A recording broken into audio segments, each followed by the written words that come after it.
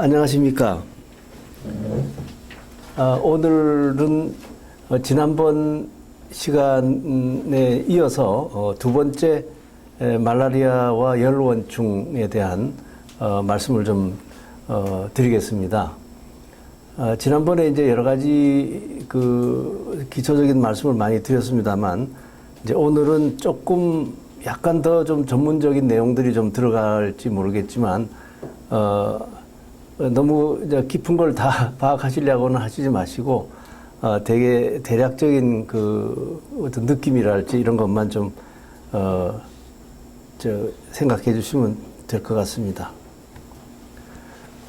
말라리아의 이제 세계적 분포를 한번 보겠습니다. 이게 그래도 제일 최신 거예요. 2020년도 WHO 세계보건기구가 이제 발표한 건데, 여기 보시면 뭐 몇 가지 좀 보시면 되는 게, 여기 이제 빨간 게 다 이제 말라리아 유행지예요. 그러니까 아프리카의 대부분 지역, 그 다음에 이제 동남아시아의 대부분 지역이고, 그 다음에 이제 남미, 멕시코까지 중남미가 다 유행지에 들어가 있고, 여기 이제 조금 부끄럽게도 우리 남한과 북한이 다 여기에 들어 있습니다. 그리고 일본은 없대는 거, 일본은 말라리아가 없고, 그 다음에 이제 호주하고 뉴질랜드도 이제 말라리아가 없고요. 미국, 캐나다가 없고.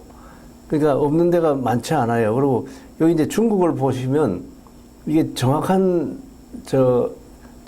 그 통계인지 잘 모르겠지만, 2019년도에는 말라리아 환자가 안 나타났다는 거예요. 그런데 이제 조금 더 이 색깔이 하얗지 않은 걸 보면 조금 더 두고 봐야 된다 하는 그런 부분이 있고, 또 중국만 해도 말라리아를 정확하게 진단하고 이런 게 얼마나 잘 돼 있는가 하는 거는 약간의 좀 의문이 있으면 있다고 할 것 같습니다. 그리고 이제 여기 이집트도 말라리아가 거의 없어졌다고 이렇게 하고 있고, 알제리라든가 또 이제 여기 그 터키, 요즘은 투르키예라고 하대요. 터키, 그 다음에 이라크, 이란, 이스라엘 뭐 이런데, 시리아 이런 데가 다 지금 말라리아가 거의 없어져 간다.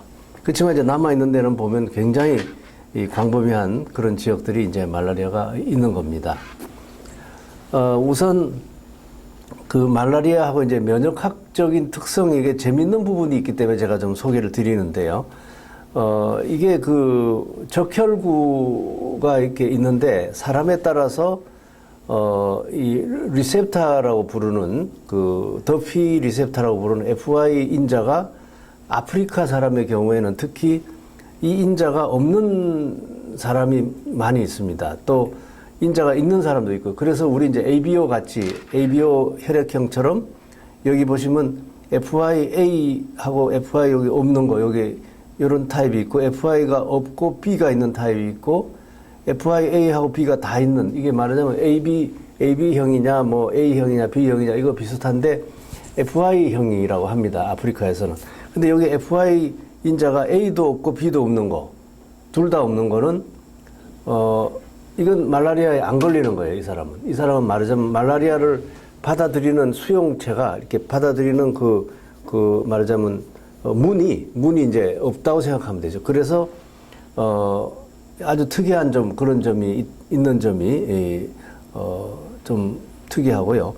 그다음에 또 이제 적혈구에 어떤 그 유전병이 있습니다. 그래서 아프리카 사람에 이런 게 많은데, 가령 그 적혈구가 이렇게 낫 모양으로 이렇게 구부러져 가지고, 이제 보통은 동그란 형태인데 이게 이렇게 구부러져서 이렇게 낫처럼 보인다든가, 또는 이제 여러 가지 효소가 부족해 가지고 적혈구가 이렇게 제대로 대사를 못 한다든가, 이런 그래서 이런 유전병이 있으면 말라리아에 안 걸리는 거예요. 그러니까 유전병이 없는 건강한 사람이 오히려 말라리아 걸려 가지고, 말라리아에 걸리면은 그냥 심하면 죽으니까, 이게 이제 오히려 이 시클셀 아네미아나 이런 탈라세미아나 이런 유전병이 있는 사람은 살아남게 하고, 건강한 사람은 말라리아에 걸려서 이렇게 죽게 하고, 이래가지고 인류가 역도태가 된다. 이런 또 흥미로운 현상이 오랫동안 이게 알려져 왔습니다. 그래서 아프리카가 유전병이 많은 이런 환자가 남아가지고 자손이 다 그렇게 유전병을 가지게 되고 건강한 사람은 오히려 줄어들게 되고 이런 아주 굉장히 불리한 이런 여건에 놓이게 되어 있다 이런 거죠. 그리고 이제 프리뮤니션이라는 걸 보시면 이거는 말라리아는 한번 걸렸다 나아도 그 다음에 영구 면역을 갖지 않아요. 그 다음에 또 걸리고 이렇게 평생 동안 뭐 10번, 20번도 걸릴 수가 있는 거죠. 이제 그런데 프레뮤니션이라고 부르는 이 면역 현상은 지금 현재 내가 말라리아에 걸려 있는 동안에는 모기가 또 물어가지고 또 말라리아가 다시 온다고 하면 그거는 어느 정도 막아주는 거예요. 내가 말라리아에 현재 걸려 있는 상태에서는. 그리고 이제 이거는 그 종이 다르면은 걸릴 수 있어요. 내가 예를 들면 3일열 말라리아에 걸려 있는데 열대열 말라리아 원충이 다시 왔다 그러면 두 개가 다 감염될 수 있는 거예요. 그런데 이제 3일열 말라리아에 걸려 있는데 3일열 말라리아를 가진 모기가 또 물었을 때는 이제 이거는 더 이상 걸리지는 않는다. 이제 이런 게 프리뮤니션입니다. 이런 게 이제 알려져 있고, 말라리아 백신이 제가 개발이 어렵다는 말씀 지난 시간에 드렸는데, 다시 한번 정리를 하면, 항원 종류가 매우 많고, 무지무지하게 많고, 각각이 또 아주 다양한 특성을 나타내기 때문에 이걸 다 감당하기가 힘들다. 그리고 강력한 백신 후보 물질이 너무나 종류가 많다. 예를 들면, CSP라는 거는 서컴스포로조이트 프로테인이라고 해서 이제 스포로조이트라는 포자 소체에 있는 항원이고, 이제 DBP는 아까 더피 바인딩 프로테인이라는 거고, 또 아마와는 에피칼 멤브레인 안티젠이에요. 에피칼 멤브레인 안티젠. 또 MSP는 메로조이트 서피스 프로테인. 이런 다양한 백신 후보 물질들이 많아서 이런 것들을 각각을 연구를 많이 하는데, 이제 가령 MSP만 해도 이게 한 종류가 아니라 이 MSP가 또 종류가 여러 개의 항원으로 또 되어 있어요. 그래서 굉장히 복잡하다는 것을 말씀드리고, 또 이런 여러 항원들을 섞어가지고 이제 우리가 흔히 칵테일 백신이라고 하는데 이걸 만들어서 이제 많이들 합니다. 이런 여러 가지를 섞어가지고 하면은 방어가 될 거다. 그런데 각각의 항원에 대한 효과는 미미해요. 전반적으로 뭐 요것도 막고 요것도 막을 수 있어서 약간의 증상이 뭐 완화되는 정도에 그치지 영구적인 면역이나 이런 걸 얻기 힘들다. 그래서 아직도 상품으로 나와서 말라리아 백신이다 하고 나온 건 하나도 없어요. 아직도. 그러니까 무지무지하게 연구를 많이 하고 돈도 많이 쓰고 이랬는데 아직도 그런 상태예요. 그래서 WHO가 이제 아프리카의 말라리아를 예방 관리하려면 뭘 해야 되느냐. 제일 먼저가 모기장을 보급해라. 이게 이제 WHO가 결론 내린 게 모기장 보급이에요. 그리고 이제 예방약품인데 예방약도 이게 돈이 드는 거니까 어쨌든 간에 못 사는 그 사람들의 경우에 예방약을 늘 먹기 어렵죠. 일주일에 하나씩 먹어야 되는데 어쨌든 그게 뭐 1년 내내 먹어야 되니까 그것도 보통 문제가 아니거든요. 그래서 이제 모기장을 보급을 해가지고 그거는 한번 보급하면 모기장은 그냥 뚫어질 때까지 쓸 수 있으니까 그거를 하는 게 좋겠다 하는 겁니다. 그리고 이제 이 백신 개발이 어려운 중요한 이유는 숙주 면역 반응 회피 기전이 면역 반응을 이렇게 도망가는 이렇게 그런 기전이 잘 발달될 때 있는데, 첫째는 이제 이 말라리아 원충이 적혈구 안에 들어 있잖아요. 아까 어저께 그림에도 보셨지만 적혈구 안에 들어 있으니까 바깥에 있는 뭐 T세포니 뭐 이런 또 항체니 이런 것들이 이렇게 기웃기웃 해보니까 적혈구가 이렇게 있고 그 안에 들어 있으니까 바깥에서는 아무리 냄새를 맡고 해봐도 이게 말라리아가 있는지 없는지 금방 알기 어렵거든요. 그러니까 이건 말라리아가 아니네. 그래가지고 이제 공격을 안 하는 거예요. 그래서 T세포나 이런 그 세포가 공격을 못하고 항체도 이제 적혈구 표면에 붙으려니까 이게 적혈구 안에 완전히 안에 들어있으니까 항체가 붙질 못하는 거예요. 그래서 이제 언제 붙느냐 하면 적혈구가 깨졌을 때, 깨져가지고 안에서 이제 말라리아 원충들이 막 와라락 쏟아져 나올 때 그때 가서 이제 딱 붙어야 되는데, 그때 항체가 붙으려고 하니까 또 무슨 기전이 발동하냐면 그 연막 작전이라고 해가지고 아래 보면 연막 작전이라고 있죠. 이 말라리아 원충이 연막 작전을 하는 거예요. 그게 무슨 말이냐면 적혈구가 깨질 때 이제 뭐가 잔뜩 쏟아져 나올 때 그 적혈구 찌꺼기들이 그냥 무지하게 이제 연막처럼 막 이렇게 있는 거예요. 그리고 그 말라리아 원총은 한 20개밖에 안 되니까 싹 꼬물꼬물하고 도망 나와가지고 그 연막 속에서 사라져서 빨리 도망을 가버려요. 그러니까 항체에 붙지를 않고 항체는 막 그 연막에 있는 뭐 이런 거 하고 이제 이게 항원인가 하고 이제 붙으려고 막 하려고 보니까 아니죠. 그렇게 다 하는 사이에 여러분들은 말라리아는 싹 도망가가지고 다른 데로 들어가서 다른 적혈구에 또 들어가 버리는 거예요. 그래서 이제 굉장히 어렵다. 그리고 이제 여기 보면은 항원이 변이하는 건 좀 전에 말씀드리고 또 비장을 침범해서 비장이 이제 돌처럼 딱딱해진다고 제가 말씀드렸는데 비장이 돌처럼 되니까 그 비장의 기본 기능이 뭐냐면 면역 반응을 일으키는 게 기본 기능인데 거기 T세포, B세포 다 만들어지는데 이게 그냥 기능을 못하니까 이제 면역 억제 현상이 일어난다는 거죠. 뭐 이런 등등 여러 가지가 이제 면역 회피 기전으로 이제 알려져 있는 겁니다. 그리고 이제 이 얘기는 제가 지난 시간에 노벨상 두 사람이 받았다는 말씀을 드렸었고, 그 두 사람은 한 사람은 이제 말라리아 환자의 피 속에서 이 열원충, 이 원충을 갖다가 이제 증명한 사람이 라베랑이 받았고, 또 한 사람은 이 말라리아가 공기에 의해서 전염되는 게 아니라 모기에 의해서 전염된다는 것을 처음 밝힌 사람이 로날드 로스가 받았습니다. 그리고 이제 세 번째 노벨상인데 이 사람은 정신과 의사인데요. 이 사람은 뇌매독 치료에다가 이 열원충을 이용한 아주 기발한 아이디어를 낸 사람입니다. 1887년부터 1950년대 초반까지 소위 말하는 페니실린 항생제가 나와가지고 이 뇌매독을 쉽게 치료하기 전까지, 그때까지는 매독균에 걸리면은 그냥 다 죽는다고 생각해요. 그때는 이제 항생제가 없는 시대니까.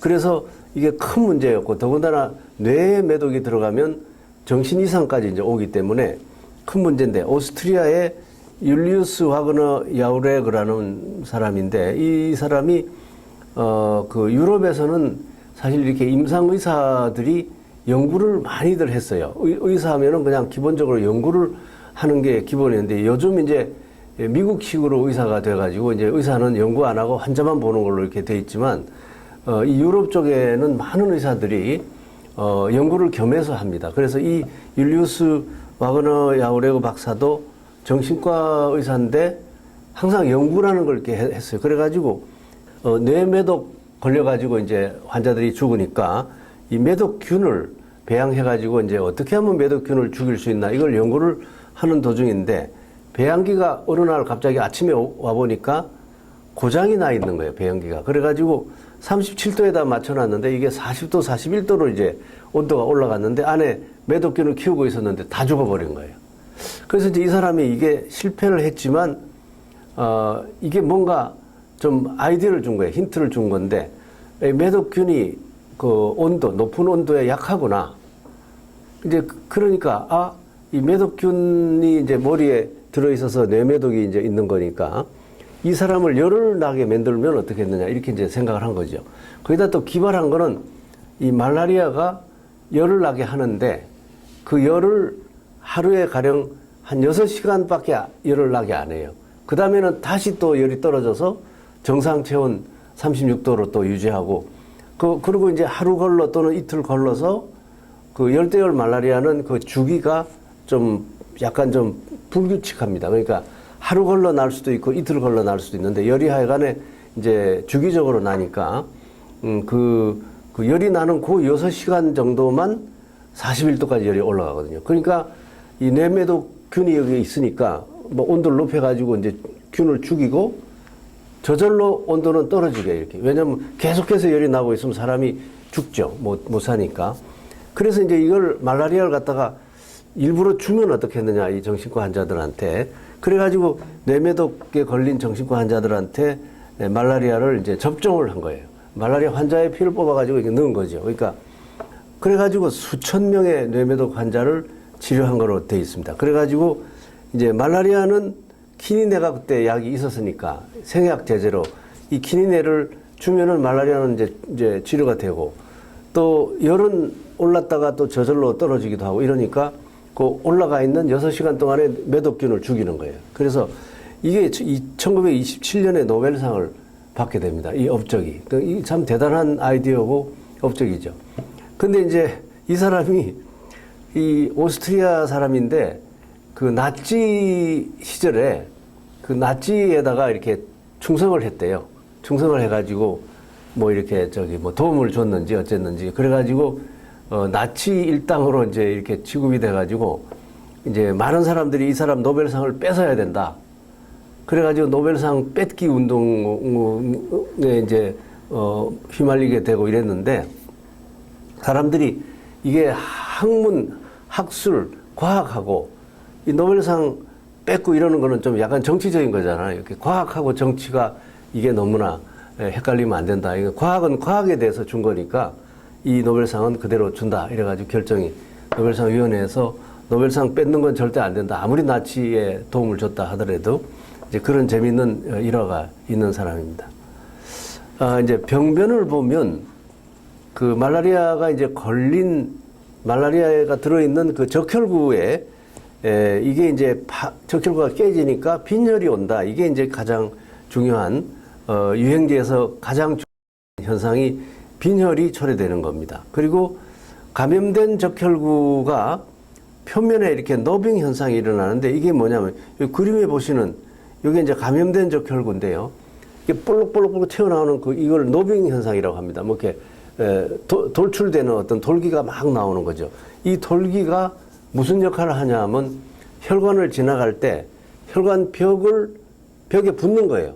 벽에 붙어가지고 이게 쉽게 매끄럽게 싹 지나가지 못하고 벽에 붙어가지고 이제 이게 꺽꺽꺽 이렇게 있는 상태에서 또 다른 적혈구가 오면은 또 붙고 이래가지고 이제 서로 붙어가지고 이게 말하자면 피가 이제 응고가 되는 겁니다. 그러니까 뇌에서 저런 현상이 일어나게 되면 결국은 뇌혈관이 이제 지장이 생기기 때문에 결국은 뇌졸중 그러니까 뭐 중풍같이 그런 현상이 말라리아에서 나타납니다. 그래서 결국 이제 2차적 병변은 이제 산소를 운반하는 게 약하기 때문에 저산소증 또 이제 무산소증 그러니까 조직에 이 산소를 공급을 해야 되는데 적혈구가 많이 깨져가지고 이게 이제 제대로 산소 공급이 안 되는 거죠. 그 다음에 세포 반응, 세포가 이제 막 굉장히 좀 과격하게 어떤 우리 정상 세포도 공격하고 또 이제 면역 병리 현상도 있어요. 이 면역 병리 현상은 그 TNF 알파라는 게 이제 그 사이토킨 중에 하나인데 말하자면 면역을 이렇게 전파하는 그런 물질인데 이게 이제 좋은 뜻으로 만든 거죠. TNF 알파가 특히 이제 튜머 네크로시스 팩터라 해서 암세포가 이제 만들어지려고 하면 우리 이제 숙주의 면역세포에서 이 TNF 알파가 나와가지고 암세포를 파괴하는 그런 물질이에요. 그러니까 튜머 네크로시스 팩터예요. 이 TNF가. 그런데 이게 엉뚱하게 뇌세포를 잘못 알고 뇌세포를 암세포인 걸로 잘못 알고 뇌세포를 이제 죽이는데 이게 잘못. 말하자면 이게 참 우리 생체도 다 뭐 알아서 만들어져 있는 것 같아도 이게 오작동을 많이 하는 거예요. 그래서 이 TNF 알파가 오히려 뇌세포를 죽이는데 역할을 해가지고 이제 뇌말라리아가 환자를 사망하게 하는 이런 아주 어처구니 없는 이런 현상이 일어나게 되는 겁니다. 그 이제 여기 한번 그림을 보시면 이 팔시파룸 말라리아니까 이제 열대열 말라리아 환자인데 이 아이가 빈혈이 분명히 있어 보이고요. 이렇게 하얗죠, 여기가 하얗고 이렇게 좀 막 그 굉장히 식은땀이 나고 있고 그리고 여기 이제 그 비장을 만져보는데 비장이 이제 커져 있어요. 저는 아프리카에서 주로 이제 아이들을 이제 세워놓고 누워서 만질 수도 있죠. 그런데 이제 세워놓고 등에다가 이렇게 이쪽 왼손을 등에다 이렇게 놓고 오른손으로 이렇게 배를 꾹 눌러가지고 한번 만져줘요. 그래가지고 이제 안 만져줘야 정상인데 만져지면 이게 이 비장이 커져 있는 거거든요. 그리고 또 딱딱해가지고 돌같이 그렇게 만져집니다. 그리고 이제 오른쪽 그림은 간 조직인데 간에 헤모시데린 피그멘트가 이렇게 색소가 침착해가지고 이제 간이 망가지고 또 똑같은 현상이 비장에도 똑같이 생겨요. 그래가지고 이 새까만 것들이 이제 많이 이렇게 막 침착이 되는데 이 때문에 이게 이제 딱딱해지기도 하고 색깔도 새까매져요. 간하고 비장이 전부 다 이렇게 사망한 환자들을 이제 빼보면 간이나 이런 것들은 피 색깔이라 해야 되거든요. 빨간 색깔이라 해야 되는데 간도 새까매져 있고 비장도 새까매져 있고 딱딱해져 있고 이렇게 돼 있습니다. 이 사망한 경우에. 그리고 이제 뇌혈관의 혈관을 갖다가 지나갈 때 이렇게 끈적끈적 해가지고 붓는다 그랬는데 여기 붓는 장면이 좀 나와 있죠. 여기 보면 뇌혈관이 이렇게 있잖아요. 요거는 뇌세포입니다. 뇌세포고 여기 뇌혈관이 이렇게 보이는데 여기 이제 적혈구들이 막 달려붙어 있어요. 그 여기 한 2개, 3개 달려붙어 있으면 그 다음에 지나가는 적혈구가 또 달려붙고 해가지고 혈관이 막혀버리는 거라. 그래가지고 이제 사망하는 환자의 뇌인데 뇌 조직을 보면 여기 이렇게 새까만 이런 조직들이 전부 다 피가 거기 터져가지고 실핏줄이 터져가지고 이제 말하자면 이제 뇌졸중 현상이 이제 일어나는 건데 이게 뭐 여기저기 온 뇌에 다 생깁니다. 그래가지고 견딜 수가 없어서 환자가 이제 사망하게 되는 그런 이유가 되죠. 그리고 이제 말라리아 환자는 혈청을 이제 뽑아가지고 이제 적혈구를 이제 응고를 시킨 다음에 이제 남는 게 혈청인데 그 D는 보면 이게 정상인입니다. 그래서 혈청이 노리끼리 한 색깔이 이제 정상인의 혈청인데 말라리아 환자는 이게 피가 이제 깨져가지고 그렇기 때문에 이렇게 혈청이 빨갛게 보입니다. 이 안에는 적혈구가 깨져가지고 나온 여러 가지 색소들이 이제 들어있는 거죠. 또 이제 소변은 정상인 소변은 요 색깔이죠. 요 색깔인데 말라리아 환자는 심한 환자는 이렇게 새까맣게 나와요. 소변이. 이 새까만 거의 이유는 많은 적혈구가 깨져서 거기에 들어있는 헤모글로빈이 헤모시데린으로 바뀌고 그래서 이게 까맣게 변하는 겁니다. 그리고 이렇게 새까만 소변을 이제 물로 희석해가지고 하면은 C처럼 되는데 이걸 뭐 커피 컬러의 소변이라고 하는데 커피 색깔이라고 하는데 커피 치고는 이쪽이 커피 같은데 이쪽은 연한 커피 같고 그런데 하여간 간염이 있을 때도 이 C같이 소변 색깔이 이렇게 C같이 나와요. 아주 심하면 B처럼 되기도 하고 그래서 이제 이런 것들이 그 증상에 진단에다 도움이 되는 거죠. 증상을 한번 보면 처음에 모기에 물린 다음에 한동안은 발병을 안 하고 그냥 가만히 있어요. 그리고 간세포에 들어간다 제가 말씀드렸는데 이 간세포에 들어가는 기간이 한 2-3주, 이르면 2-3주. 근데 우리나라의 그 3.1열 말라리아처럼 1년 정도까지도 이 잠복기 간세포에 들어있는 경우가 있고 이제 잠자고 있는 경우죠. 잠자고 있는 거를 우리가 히프노조이트라고 하는데 그래서 가령 이제 제가 예를 2가지를 들게요. 한 가지는 잠복기가 아주 짧은 경우인데 2주가 안 되는 경우도 있어요. 그래가지고 언제 이런 현상이 일어났냐 하면은 주로 이제 베트남이나 뭐 캄보디아 이런 데에 있는 말라리아들이 이렇게 짧아요. 짧아가지고 우리 한국 사람 중에 이제 뭐 코미디언이 베트남에 가가지고 뭐 정글에서 무슨 영화를 찍다가 거기서 말라리아 걸려가지고 이제 들어오자마자 사망한 경우 있거든요. 우리 매스컴에 한동안 막 굉장히 났었어요. 그래서 그런 경우는 베트남에 가가지고 이제 거기 이제 정글에 가서 막 그 사진을 찍고 하는데 그때 말라리아에 걸린 거죠. 걸려가지고 한 2주도 안 됐는데 이제 이 사람이 그 잠복기를 지나가지고 이제 막 혈액에 와가지고 뇌 말라리아까지 금방 이제 온 거예요. 뇌 이게 막히는까지. 그래가지고 이 사람하고 그다음에 뭐 PD도 걸린 경우가 있고요. PD 그다음에 코미디언도 걸리고 뭐 여러 사람들이 걸리는데 이게 되게 2-3주 짧은 잠복기 때 이렇고요. 그다음에 이제 제가 지난번에 제주도에서 말라리아가 발생했다고 했는데 그거는 좀 말하자면 이제 과학적이 아닌 의학적이 아닌 얘기다고 말씀드렸는데 왜냐하면 이 사람이 걸린 거는 휴전선 부근에서 군 복무할 때 걸렸는데 1년 동안 그냥 잠만 자고 있다가 간세포에 잠만 자고 있다가 1년 후에 이제 열발작이 일어난 거거든요. 이제 그러니까 이런 경우는 잠복기가 1년으로 굉장히 긴 거죠. 근데 그거를 고향이 이 사람이 제주도라서 이제 고향에 갔는데 제주도에서 말라리아가 발병을 한 거죠. 발병은 했지만 모기에 물린 거는 1년 전이다 이거죠. 그래서 이거는 이제 군 복무할 때 걸린 거다. 뭐 이런 게 이제 볼 수 있고요. 그다음에 이제 열발작 주기를 보면 이게 보통 이제 다른 열 질환도 비슷합니다만은 대개 이제 오한이 와서 막 덜덜덜 떨다가 그런 다음에 이제 확 이제 온도가 체온이 높아져서 이제 막 열이 막 엄청나게 높아져. 막 진짜 뜨거울 정도로 이렇게 만져보면 뜨거울 정도 됐다가 그 다음에는 땀이 온몸에 이제 땀이 비오듯이 해서 그 다음에 이제 열이 식어요.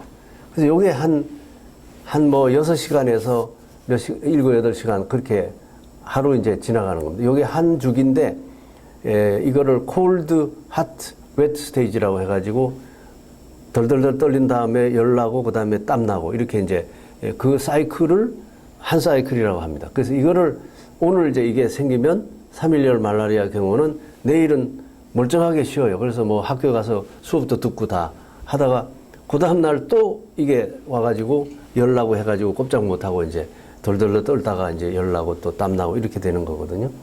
이제 그렇게 하면서 적혈구는 이제 무지무지하게 막 깨져가지고 이제 빈혈도 오고 또 뭐 무산소증, 뭐 저산소증도 오고 또 심하면은 아까 그 너빙 현상 때문에 뇌 혈관도 막히고 이제 대표적인 임상 증상은 열이 많이 난다. 그 다음에 이 말라리아 환자들이 두통이 굉장히 심해요. 아이들이 이렇게 얼굴이 막 이렇게 찡그려 있어요. 그 말라리아 걸린 아이들이 머리가 아파가지고. 그리고 이제 빈혈, 열나고 빈혈이 있고 두통 있고 비장이 만져지는 거, 비종대 뭐 이런 것들이 이제 대표적인 증상이고 그 외에도 뭐 신장에 여러 가지 증상도 나타나고 그럽니다. 그 아래 보시면 합병증 그래서 열대열 말라리아는 이제 뇌 말라리아로서 말라리아 환자의 대부분의 사망 원인이 뇌 말라리아. 그리고 이제 말라리아로 인한 폐렴도 흔히 나타나고요. 또 신증후군이나 흑수열이라고 해서 흑수열이라는 거는 새까만 오줌이 나온다는 아까 새까만 오줌이 그냥 아주 새까만 오줌이 나오는 경우를 흑수열이라고 부르는데 이거는 열대열 말라리아에서 징후가 좀 좋지 않은 경우에 이게 새까만 오줌이 많이 나올수록 이 환자가 이제 잘못하면 죽게 되겠구나 이런 걸 알 수 있는.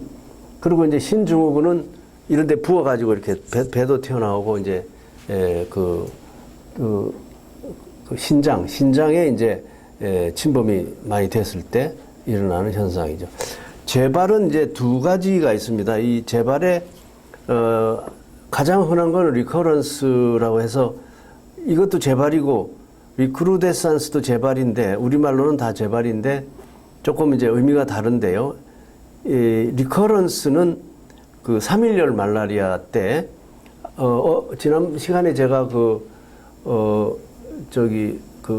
세종대왕의 이제 그 어머니 데비마마가 말라리아로 엄청 고생하시다가 돌아가신 걸로 보이는데 그때는 그 말라리아에 걸리면은 이 재발에 대한 개념이 없었어요. 그래서 말라리아가 계속 생기는 걸로 알았어요. 한 6개월 후에 또 재발, 또 6개월 후에 또 재발하고 제대로 치료를 약초를 써가지고 이렇게 했는데도 불구하고 계속 재발이 나와가지고 이제 사람이 그냥 아주 뭐 넉다운이 완전히 케어가 돼가지고 이제 사망에 이르기까지 되는데 요즘은 이제 프리마킨이라는 요 간에 있는 간 속에 들어가 있는 그 재발의 원흉을 이제 치료하는 약이 있어요. 그래서 이걸 주면은 재발이 이제 막아져요. 그래서 요즘은 그런 일이 드문데 그래서 우리나라에 3일열 말라리아 환자가 1년에 500명씩 이렇게 나오고 있지만 그 말라리아 때문에 사망하는 일은 극히 드뭅니다. 왜냐하면 프리마킨이라는 약을 주거든요. 주기 때문에 간에서 있는 그 원충을 이제 죽일 수 있다는 것 때문에. 옛날에는 그걸 몰라가지고 이제 데뷔마마가 돌아가시게 되는 그런 원인이 됐습니다. 그래서 이 3일열 말라리아 때는 재발 때문에 이제 사망하는 경우가 대부분의 경우입니다.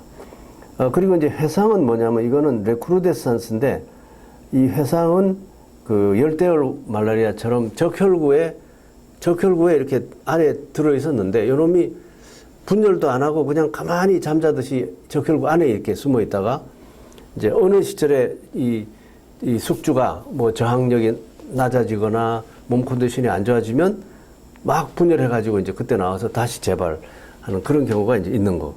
이거 말고는 이제 재감염이 있어요. 재감염은 새로 모기한테 또 물려가지고 새로 또 감염이 되는 걸 이제 재감염이죠.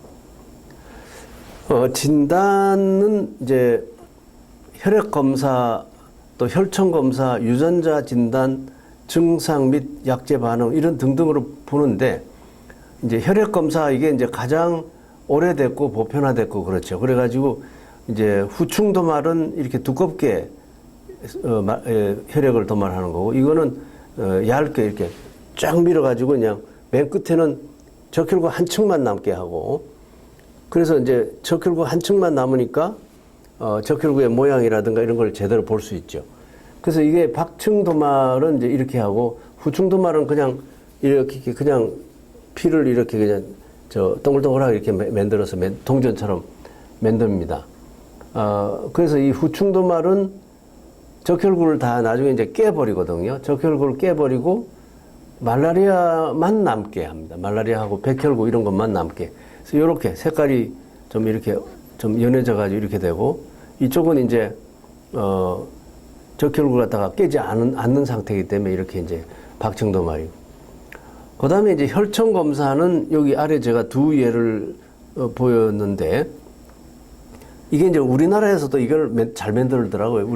우리나라가 이 바이오 산업이 상당히 발전된 선진국이라 우리가 이제 코비드에 대한 거는 우리가 뭐 한 발 늦어가지고 빨리 백신 못 만들었지만 이런 능력은 우리가 가지고 있습니다. 그래서 이게 우리나라가 만든 그 제품인데 이걸 이제 아프리카에 가가지고 테스트 해봤는데 여기 PF라는 거는 팔시파룸, 즉 열대열 말라리아의 이제 양성으로 나타난 경우죠. 그러니까 여기 이제 이거는 컨트롤이고 이쪽은 판 말라리아니까 말라리아의 여러 종이 이렇게 다 어느 종이든 나오면은 여기 나오는 거. 이거는 팔시파룸에만 나오는 거죠. 이쪽 환자는 판도 이거고 F도 이거니까 여러 말라리아에 같이 감염되어 있는 거고 이 사람은 이제 팔시파룸에만 지금 감염되어 있는 상태죠. 그게 이제 혈청 검사고 그다음에 유전자 진단은 뭐 여러 가지 방법이 나와 있어요. 그래서 피해서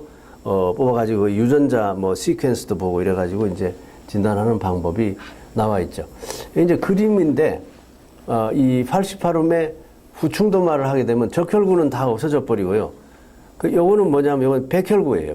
백혈구 남아 있고 요것도 백혈구, 요것도 백혈구. 그리고 이제 나머지는 대개 다 이제 녹아가지고 다 녹아서 없어지고 그런 다음에 이런 것들이 보이죠. 여기 보면 여기 빨간 거, 여기 파란 거, 또 여기도 빨간 거, 파란 거 이렇게 보이죠. 그 이제 우리 전문가들은 보면 이게 말라리아라는 걸 금방 압니다.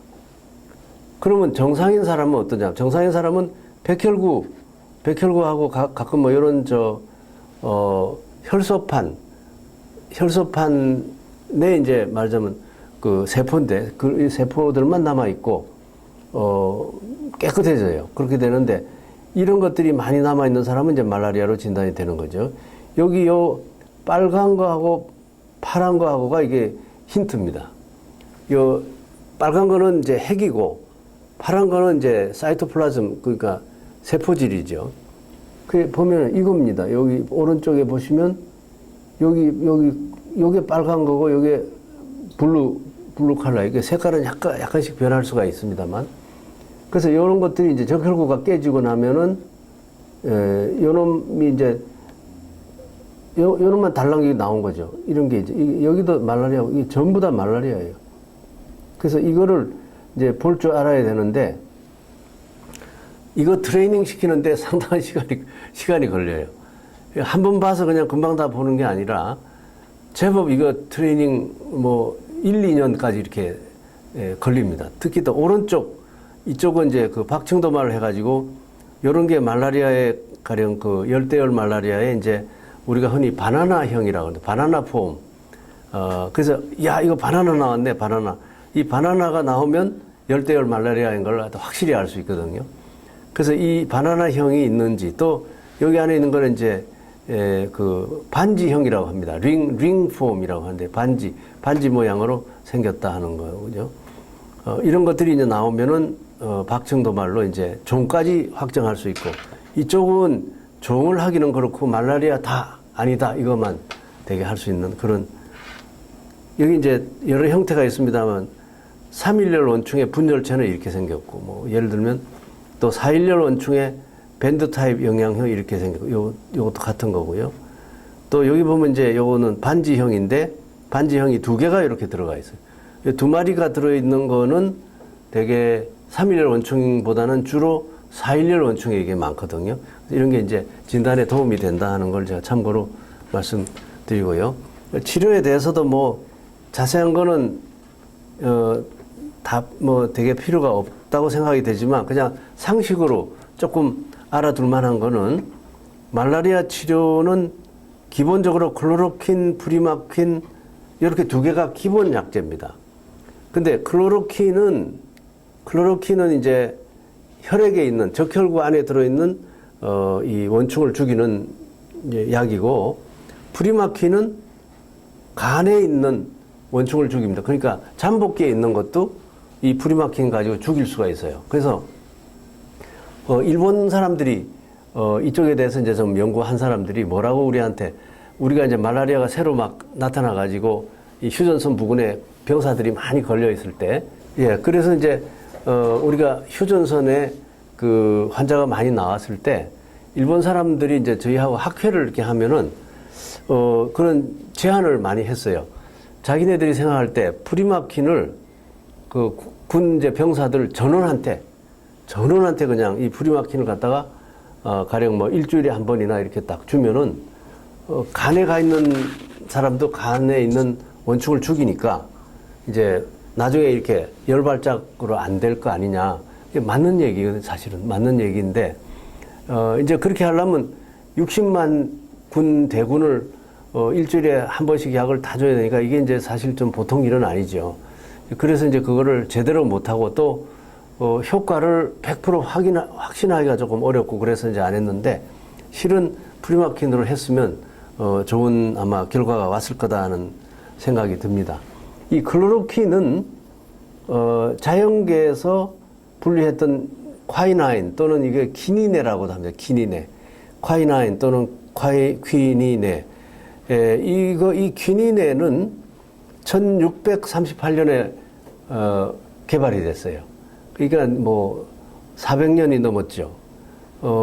그만큼 말라리아 약은 이제 오래됐는데 페루에서 그 자연계에서 이제 나온 그 약초에서 나온 건데 이 페루에 스페인 사람 총독이 가서 이제 페루를 이제 지배를 하고 있었는데 그 총독의 부인 이름이 뭐 신콘이래요. 신콘.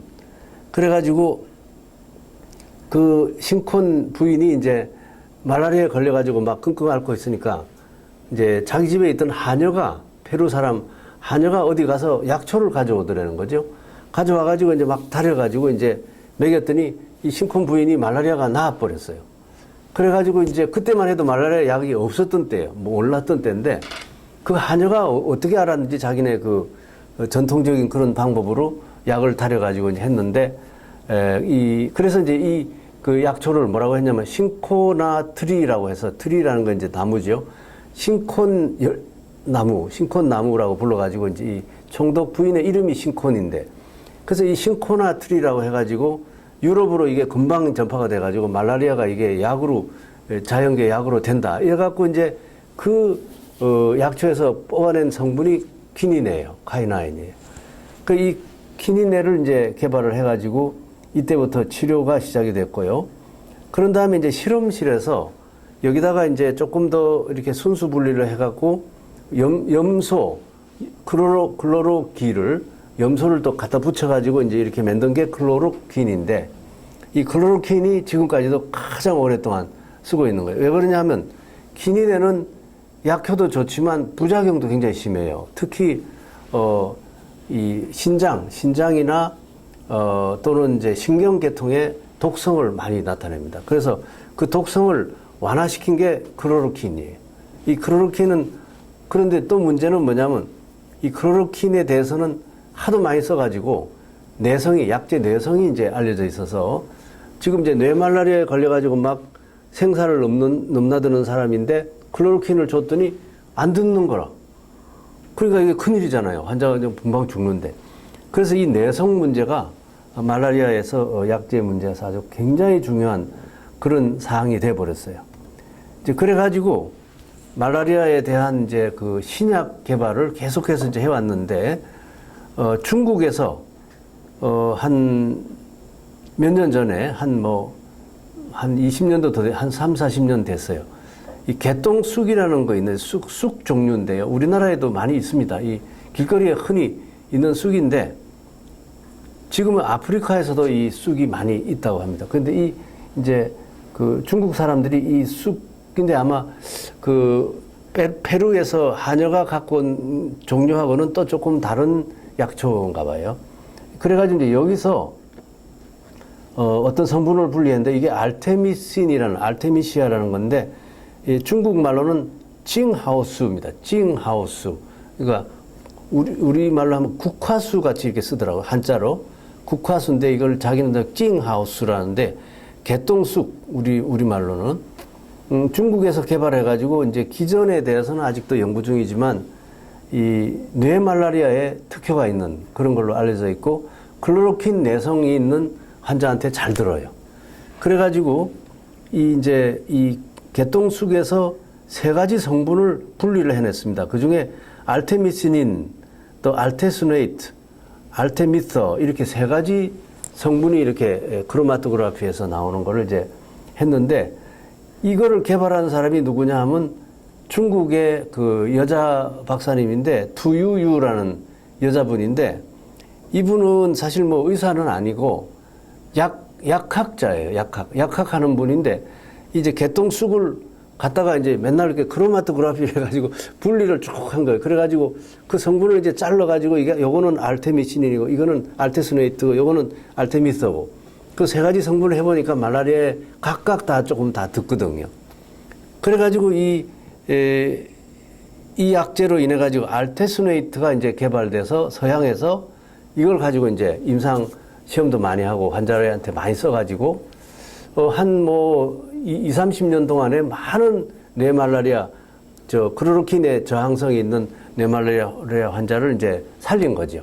그래서 이 공로로 해서, 이 약을 처음으로 이걸 분리해서 개발한 이 투유유, 이 아줌마한테 이 노벨상이 수상이 된 거예요. 이게 이제 참 저희가 생각할 때는, 이게 정말 노벨상감이 되나 이렇게 생각을 했는데, 이게 대상이 말라리아이기 때문에, 말라리아고 뇌말라리아로 클로로킨을 써도 안 되고 막 죽어가던 많은 환자들을 살렸기 때문에 그 공로를 의사한테 주지는 않고 처음으로 이걸 분리해서 개발한 중국 약학하는 아줌마한테 이게 노벨상 가게 됩니다. 하여튼 그래서 참 이것도 저희가 사실 깜짝 놀랐는데 그래서 이 아줌마는 나중에 정년퇴임해가지고 뭐 집에서 뭐 이렇게 주방에서 일하다가 이 소식을 들었대요. 그래가지고 막 깜짝 놀래가 자기가 어떻게 노벨상을 받느냐. 이래가지고 아주 뭐 참 대단했던 그런, 일이 있었습니다. 그래서 노벨상이 결국 말라리아 연구에서 나온 게 4개나 나온 거예요. 4개. 아까 거기하고 2사람하고. 그리고 이제 클로로킨 내성 말라리아 특효가 있고 또 알테미시닌을 이제 단독적으로 알테스네이트나 뭐 이런 걸 단독적으로 사용하는 거는 또 내성을 유발할 수 있기 때문에 단독 사용은 금지하고 다른 약제하고 같이 붙여가지고 이렇게 사용하면 좋겠다 하는 게 WHO의 이제 권고사항이었어요. 그래가지고 이제 조금 묘한 건데 국내에서 우리 한국에서 이 중국에서 개발한 2개의 약제를 섞어서 이렇게 붙여가지고 우리나라에서 신약 개발을 합니다. 이거는 중국 사람들이 좀 자존심 상해할 수는 있지만은 아이디어가 우리나라에서 나왔고 또 이게 이제 처음에는 WHO하고 그다음에 신풍 제약사라고 우리 국내 제약사가 있고 MMV라고 메디신 말라리아 벤처인데 이 MMV는 빌 게이츠 재단이 지원하는 말라리아 퇴치를 위한 약 개발하는 그 단체예요. 근데 이 MMV의 주요 재원은 빌 게이츠가 지원을 해요. 그래서 굉장히 큰 재단이고 이 MMV에서 일하는 닥터들만 의사와 또 PhD 닥터를 포함해서 뭐 수백 명이 넘는 것 같아요. 수백 명이 여기서 그냥 월급 받고 다 이제 하는 거예요. 그래서 이 MMV하고 신풍하고 WHO가 이 3자가 이제 만났는데 이게 아주 공교롭게도 제가 서울대학에 근무할 때 제 방에서 제 교수실에 제 방에서 만났어요. WHO하고. 그래가지고 이게 시작이 됐습니다. 그래서 저는 참, 제가 뭐 여기 뭐 주도적인 역할을 한 걸로 되어 있지는 않지만은 그래도 제가 이걸 도와서 이렇게 했다는 거는 굉장히 뭐 자부심을 가지고 있죠. 개발 주체는 어쨌든 간에 한국계 신풍제약사고요. 실험은 키스트에서 실험을 했어요. 우리나라 키스트에서 PhD 박사님이 이 두 약제를 붙이는 걸 성공을 했어요. 그래서 피로나리딘도 중국 사람이 만든 건데 안 쓰고 있던 약제고 또 알테스노이트는 아까 그 세 개 중에 그 개똥쑥에서 나온 것 중에 하나인데 요거 두 개를 딱 붙여가지고 완전 신약이 돼버려가지고 이걸 피라막스로 해가지고요. 현재 이제 생산을 하고 있습니다. 중국에서 첫 개발 후 오래 사용 안 한 피로나리딘 약제 내성은 전혀 없죠. 사용 안 했기 때문에. 그리고 알테스노이트를 화학적으로 결합시켜서 신약으로 개발했고 이 피라막스가 묘하게도 코로나19에도 듣는다는 그런 또 그런 뭐랄까 경험이 있어가지고 신풍제약에서 이거를 지금 코로나19 약제로도 이제 지금 개발을 계속하고 있는 중이고요. 이 열대열 말라리아에 특히 좋은 효과를 보이고 뇌말라리아가 아주 잘 듣는 걸로 이렇게 되어 있습니다. 그래서 굉장히 아프리카에 지금 이미 많이 나와 있고 우리 메디피스가 이 약제에 대한 뭐 여러 가지 이제 보급도 있고 그래서 한 말라리아 그 심포지움 컨퍼런스를 매년 하고 있죠. 대체약품은 이건 뭐 필요 없는 거지만 이제 혹시 참고로 해외에 나가셔가지고 말라리아 내가 예방을 해야 되겠다 이렇게 생각하실 때는 생각 한번 해볼 만한 건데 말라론이라는 약이 있고요. 라리암이라는 약이 있습니다. 이 라리암은 그저께 그 김민재 이사가 왜 라리암을 자기가 해외에 나가서 그거를 그 문제점이 많은 걸 보고 왔다고 그랬잖아요. 그게 뭐냐면 라리암이 용량이 제대로 안 들어있는 거를 판매를 하는 거라. 그러니까 제대로 말라리아 예방이 안 되는 이런 약을 팔고 있어가지고 그래서 이제 김민재 교수가 뿔이 나가지고 이제 이게 말이 안 된다 이렇게 아주 말하자면 이제 사기를 치는 거 아니냐 제약회사들이 이 성분을 말하자면 절반으로 해가지고 이렇게 팔아먹는다는 거죠. 근데 어쨌든 간에 말라론은 이거는 이제 아토바콘 프로구안인데 이거보다 말라론이란 말이 더 많이 쓰이고 있는데요. 이거는 매일 하나씩 먹어야 돼 예방하려면 매일. 되게 번거롭죠. 매일 하나씩 먹어요. 보통 문제. 우리 비타민 같은 거는 뭐 하나씩 매일 먹을 수도 있지만은 이건 굉장히 어려운 건데. 라리암은 이제 클로로킨에서 또 발전시킨 메플로킨입니다. 이거는 일주일에 하나를 사용을 합니다. 일주일에. 왜 그러냐면 이 약제 반감기가 20일 또는 30일 갑니다. 약을 하나만 딱 먹어도 우리 혈청 속에 20일이나 30일까지도 그 메플로킨이나 또 클로로킨이 혈액 속에 들어 있습니다. 그러니까 그때 모기가 이제 물어가지고 이게 들어오면 바로 그냥 방어가 되는 거예요. 왜냐하면 모기가 물어가지고 간에 가기 전에 혈액을 돌잖아요. 그때 이제 우리 혈액 속에 이 메플로킨이나 클로로킨 성분이 남아있거든. 반감기가 20일이니까 20일 동안은 절반만 없어지니까요. 그래서 이제 이런 걸 갖다 쓰게 되는데 예방 및 관리는 결국 우리가 이제 혹시 말라리아 사업을 이제 메디피스가 따게 되면 이제 주로 예방 및 관리에 신경을 써야 될 텐데 이거 하려면 요 네 가지를 굉장히 중요하게 생각을 해야 됩니다. 그러니까 개인 방어, 이거는 아까 말씀드린 모기장 사용 또는 이제 실내에서 뭐 살충제 뿌린다든가 이런 게 이제 개인 방어죠. 그다음에 조기 환자 색출과 치료, 이게 상당히 중요합니다. 이게 이제 ACD, PCD 이렇게 말하는데 액티브 케이스 디텍션은 이게 이제 우리가 하면 우리가 해야 되는 일이에요. 액티브 케이스 디텍션은 뭐냐면 우리가 마을에 들어가서 환자를 찾아내는 거예요. 집집마다 가서 이제 가구 조사를 하면서 열난 사람 있냐고 물어보는 거예요. 열난 사람, 최근 며칠 동안에 열난 사람 있냐고. 그럼 열이 난 사람이 있었다 그러면 이제 그 사람을 우리가 액티브하게 찾는 거죠. 패시브 케이스 디텍션은 병원에 앉아가지고 오는 환자를 이제 진단하는 게 이제 PCD인데, 만약에 이제 우리 같은 이제 NGO 단체가 하게 되면 ACD를 해야 됩니다. 마을마다 이제 집집마다 방문을 하면서 찾아내가지고 빨리 치료하면은 말라리아 관리가 쉬우니까요. 그 다음에 모기 방제, 이 모기 방제도 우리가 할 수 있는 건데, 예를 들면 마을을 돌아다니면서 물웅덩이 가서 물웅덩이를 다 이렇게 파묻어 버리는 거예요. 그러면 이제 모기가 그 웅덩이에서 자라나거든요. 그러니까 그 모기를 못 자라나게 하는 거예요. 심지어는 우리 그 화분 밑에 두는 이렇게 그 물바지 있잖아요. 그 물바지에서도 이 장구벌레가 자랍니다. 모기의 장구벌레가. 그래서 이 화분 밑에 있는 이런 물도 제거를 해주고, 또는 이제 조그만 웅덩이는 메꿔버리고, 이런 식으로 이제 많이 모기 방제를 위한 걸 할 수 있고, 모기 방제법은 여러 가지가 있습니다만, 우선 외계에 대한 살충제 분무인데, 대도시에서 서울이라든가 뭐 우리가 지금 세네갈에 갔으면 다카라든가 이런 데는 이걸 아주 정기적으로 합니다. 차에다가 이거를 살충제를 싣고 다니면서 뿡뿡뿡 해가지고 이제 어느 집안에다 막 뿌려주고, 이런 거를 정기적으로 하면 대도시에서는 이게 아주 그냥 굉장히 좋은 효과를 보이기 때문에, 이게 이제 차량 분무 등이죠. 또 잔류 살충제 분무는, 이건 뭐냐면 모기장을 이제 하는데 모기장에다가 굉장히 이제 살충제를 많이 뿌려 놓는 거예요. 그래가지고 금방 안 없어지게 일주일 동안 그 약효가 그냥 그대로 남아있게 잔류 분무라고 합니다. 또는 이제 옥외나 옥내에 있는 창고라든가 이런데 창고 벽에 천정에 모기들이 달라붙어 있거든요. 또 화장실 같은데 벽이나 천정에, 또 볕단 같은데 이제 농촌에 가면 볕단 이렇게 세워놓으면은요, 그 볕단을 이렇게 뒤집어 보면 그 안에 모기들이 쫙 거기서 숨어 있어요.